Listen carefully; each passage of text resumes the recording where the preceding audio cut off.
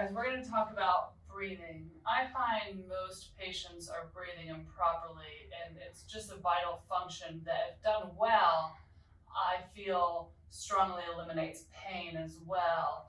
Because if you're not breathing properly, then a lot of the function of the muscles and the intercostals and the scap and in the low back, the diaphragm obviously, are not working properly together. So I'm going to have Kloie demonstrate proper breathing for us.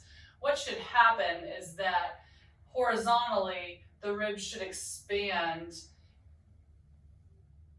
outwards. Good. Most people tend to breathe up vertically. I want the horizontal expansion so that the intercostal muscles can do their job properly. The diaphragm can do its job properly, and everything's working together in sync. Sometimes I have patients take a band, put it around their ribs, and have them breathe in order to expand the band so that they can feel it, because I want you to feel what the ribs feel like in expansion.